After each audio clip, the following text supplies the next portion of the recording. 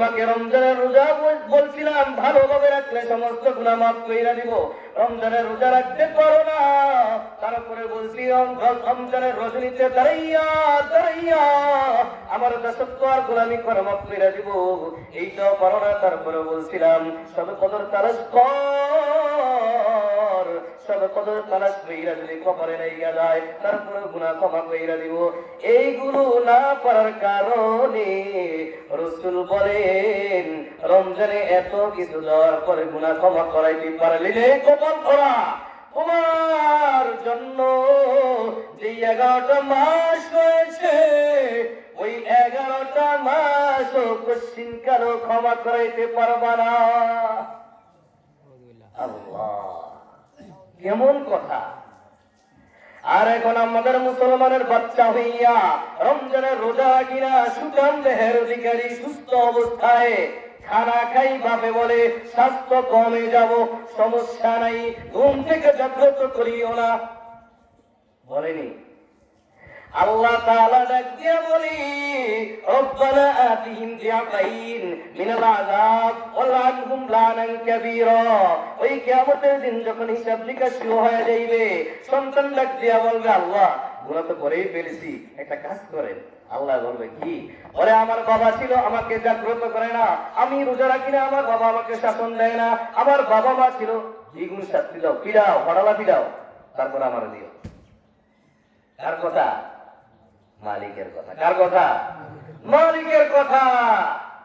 এই জন্য আল্লাহ তাআলা বলেছেন যারা রোজা রাখছে, যারা 30টা রোজা রেখে গুনাহ ক্ষমা করার জন্য চেষ্টা করেছে, তাদের জন্য আজকের দিন ক্ষমা। কিসের ঘোষণা? ক্ষমার ঘোষণা, পুরস্কার বিতরণের ঘোষণা। সুবহানাল্লাহ। এখন তো আমরা খেলাধুলার মধ্যে প্রতিযোগিতা লাগাই, আমরা জুয়ার মধ্যে প্রতিযোগিতা লাগাই, তাস খেলার মধ্যে প্রতিযোগিতা লাগাই, লুডো খেলার মধ্যে প্রতিযোগিতা লাগাই। রাগ করতে? হ্যাঁ? অথচ আল্লাহ তাআলা কি বলেন?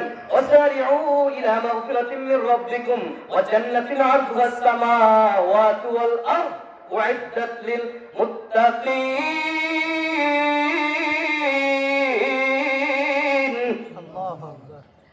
আল্লাহ তাআলা ডাক দিয়া বলে দুনিয়ার আমার সমস্ত বান্দারা শোনো শোনো, দুনিয়ার প্রতিযোগিতার টাকা একদিন 2 দিন থাকবে, একদিন 2 দিন তুমি সুন্দরভাবে ভোগ করতে পারবা। আর তোমরা দুনিয়ার লোকের দিকে না দৌড়াইয়া আমার ক্ষমার দিকে দৌড়াও, আমার জান্নাতের দিকে দৌড়াও। সুবহানাল্লাহ। হ্যাঁ, যারা 30টা রোজা রাখছে, যারা পরিপূর্ণভাবে হক আদায় করে রোজা রাখছে, তাদের জন্য আজকে ঈদ, ঠিক না? যারা রোজা রাখে না তাদের জন্য ঈদ নয়, তারা কপাল পরা। ঈদ মানে নতুন কাপড় নয়, ঈদ মানে গুনাহ ক্ষমা করা, ঈদ মানে সারাদিন গুনাহ ফিরা নয়, ঈদ মানে আল্লাহ তাআলার নৈকট্য লাভ করা। সুবহানাল্লাহ। এই ঈদ কোথায় থেকে আসলো জানা দরকার আছে নি? হ্যাঁ, রাসূলুল্লাহ সাল্লাল্লাহু আলাইহি ওয়াসাল্লাম মদিনায় গেলেন, যাইয়া দেখেন মদিনাবাসীরা 2 দিন খেলাধুলা করে। হ্যাঁ, 2 দিন খেলাধুলার জন্য তারা নির্দিষ্ট করে রেখেছেন। রাসূল ডাক দিয়া বলে তোমরা কি করো? বলে আইয়ামে জাহিলি যুগে 2টা দিন আমাদের জন্য নির্দিষ্ট করে দিয়েছেন। বলে কেন? বলে আনন্দ উদযাপন করার জন্য, খেলাধুলার জন্য।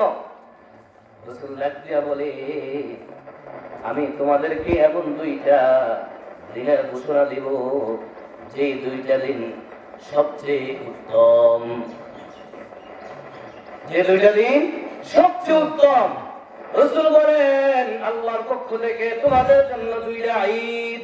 1 নম্বর ইয়াউমুল আযহা ওয়া ইয়াউমুল ফিতর।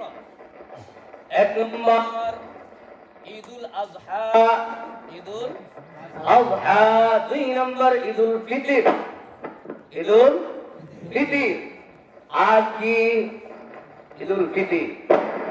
এই ঈদুল ফিতরের মধ্যে একটা আমল রয়েছে যেটা ওয়াজিব। এটা কি ওয়াজিব? ফরজ রাসূলুল্লাহ সাল্লাল্লাহু আলাইহি ওয়াসাল্লাম যাকাতুল ফিতরি তুহরা, যাকাতুল ফিতরি তুহরাতুন, যে এই দিনে একটা ইবাদত রয়েছে, ওই ইবাদত হচ্ছে কি? ফিতরা। কি? ফিতরা। ওই ফিতরা ঈদের নামাজের পূর্বে আদায় করা ওয়াজিব। ঈদের পূর্বে আদায় করা কি? ওয়াজিব। এখন ঈদুল ফিতর কেন আদায় করব?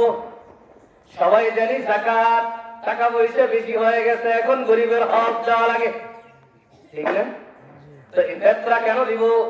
বলে ফিতর এই জন্য দিব, আমরা রমজানের রোজা 30টা রেখেছি, এইটার মধ্যে রাখতে গিয়ে একটু ত্রুটি বিচ্যুতি হয়ে গেছে। কেন? আমরা ফেরেশতারা মানুষ, হ্যাঁ?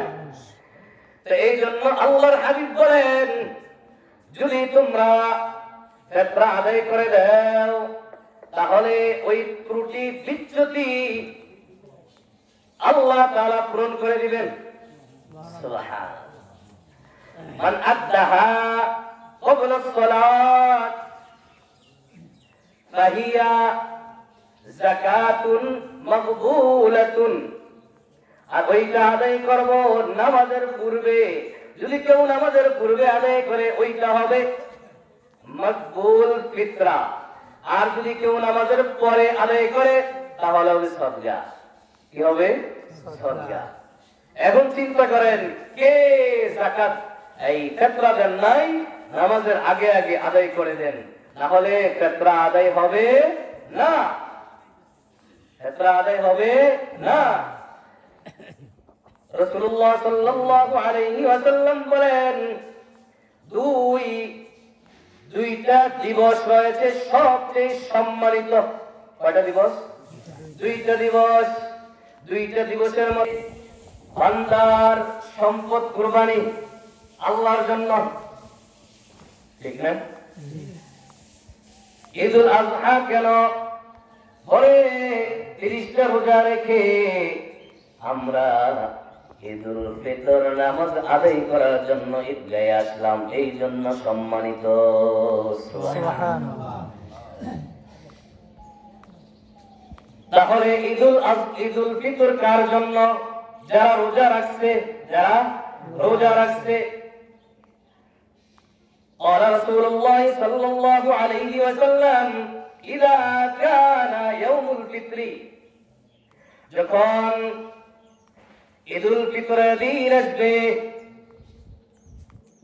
ওয়াকাফাতিল মালাইকা, আল্লাহ তাআলা আসমান থেকে ফেরেশতাদেরকে পাঠায়। ফেরেশতাদেরকে পাঠাইলে ফেরেশতারা রাস্তার মোড়ে মোড়ে দাঁড়াইয়া থাকে। সুবহানাল্লাহ। মোড়ে মোড়ে দাঁড়াইয়া থাকার কারণে বলে ঈদগাহে যারা রোজাদার তারা ঈশা নামাজ পড়িয়া যখন এরকম ভাবে বাড়ির দিকে রওনা দেয়, ফেরেশতারা ঘোষণা দেয়, হে আল্লাহর গোলাম, তোমাদেরকে আল্লাহ তাআলা ক্ষমা করে দিয়েছেন। সুবহানাল্লাহ। তোমাদের জন্য ক্ষমা ক্ষমা ক্ষমা ঘোষণা। আল্লাহু আকবার। আল্লাহ রাসূল ডাকছে, আল্লাহ তাআলা ফেরেশতাদেরকে ডাক দিয়া বলে, ও ফেরেশতার দল, বলো যদি কোনো ব্যক্তি 1 মাস কাজ করে, 1 মাস কাজ করার পর তার পারিশ্রমিক কি দেয়? বলে পারিশ্রমিক তাকে 1 মাসের যতটুকু দরকার ওটুক দিয়ে দেয়। তো আল্লাহ তাআলা ডাক দিয়া বলে, ও আমার বান্দার দল, তোমরা 1 মাস যাবত আমার জন্য রোজা রাখছো। রোজা কার জন্য? আল্লাহর জন্য।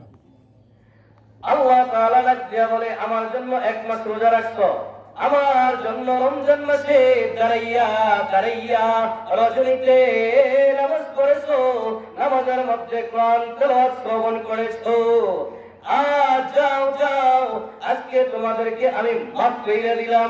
আর তোমাদের যত গুনাহ আছে ওই গুনার বিনিময়ে গুনাহকে মাফ কইরা গুনাহকে সওয়াব দ্বারা পরিপূর্ণ কইরা দিলাম। সুবহানাল্লাহ। কার জন্য? এইটা শুধু রোজাদারের জন্য, কোন বেরোজগারির জন্য, কোন বেঈমানের জন্য এই ঘোষণা নেই। এই ঘোষণা নেই। আসলে আমাদের সমাজে অনেক লোকেরা রোজা রাখে না, ঠিক না? বলে রোজা রাখি না, কি হয়েছে, ইফতারিতে করতে পারবো, লেকিন কিছু বলে না। যদি ইসলাম কায়েম থাকতো কেমন ফিরাই দেওয়া লাগতো। আল্লাহ তুমি আমাদেরকে মাফ কইরা দাও। এই জন্য এই রমজান মাস চলে গেল, আমার মাস চলে গেল। রমজান মাসে আল্লাহ তাআলা কবরবাসীদেরকেও মাফ করে দিয়েছিলেন, ঠিক নেই?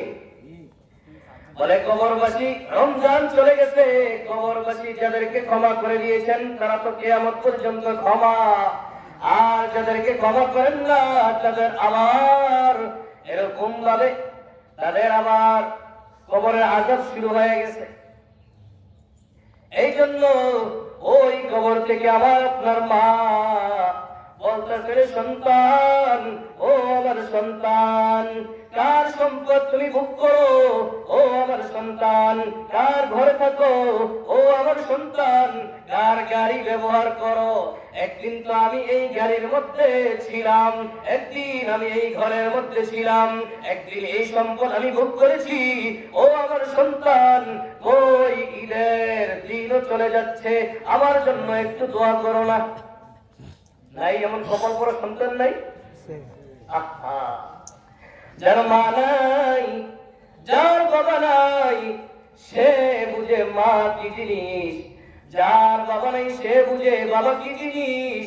ও আমার ভাই ও বন্ধুরা শুনেন, একটু মন দিয়ে শুনেন। এমন তো আছে, গত বছর আমার মা ছিল, গত বছর আমার বাবা ছিল। বাবার পাশে দাঁড়াইয়া দাঁড়াইয়া ঈদের নামাজ পড়েছি, কত আনন্দ লেগেছে। মা ঈদের নামাজ পড়ার জন্য আসার জন্য মা মাথায় হাত বুলাইয়া দোয়া করে দিয়েছে। আর বুঝি আসার পথে মার কবরটা দেখি, মা শুয়ে আছে, মার কাছ থেকে দোয়া নিতে পারি না। বাবা কবরস্থ অবস্থায় আছে, বাবার কাছ থেকে দোয়া নিতে পারি না। এই জন্য ভাই দোস্ত বুজুর্গ, একটু হাত তুলে তুলে মা বাবার জন্য দোয়া করব। রব্বির হামহুমা কামা রব্বায়ানি সগীরা, রব্বির হামহুমা কামা রব্বায়ানি সগীরা। গত বছর এমন ছিল, মাকে একটা কাপড় কিনে দিয়েছি, মা এত খুশি হয়েছে, এত খুশি হয়েছে। মা আল্লাহর দরবারে দুটি হাত উত্তোলন করিয়া চোখের অশ্রু ঝরাইয়া সন্তানের জন্য দোয়া করেছেন। বাবাকে একটা পোশাক দিয়েছি, বাবা আমার জন্য খুশি হয়ে দোয়া করেছেন। আজ যার মা নাই, আজ যার বাবা নাই, একটু চিন্তা করেন, যদি মাকে একটা কাপড় কিনে দিতে পারতাম, মা না কত খুশি হইতো। বাবাকে যদি একটা কাপড় কিনে দিতাম, বাবা না কত খুশি খুশি হইতো। আজ অনেকেই নামাজ পড়িয়া ঘরে যাইয়া দেখবে মার খাটটা খালি, মা নাই, বাবা নাই, বাবার যে স্থানটা ওই স্থানটা খালি। এ সন্তানের দল, এ সন্তানের দল, একটু চোখের অশ্রু ঝরাইয়া, একটু চোখের পানি ফেলাইয়া, একটু চোখের অশ্রু ঝরাইয়া আল্লাহর দরবারে মা বাবার জন্য দোয়া করো। করা যাবে নি?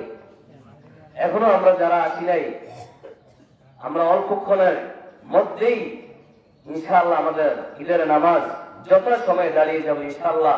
এই জন্য যারা এখনো আসি নাই, দ্রুত আমরা ঈদগাহে চলে আসি।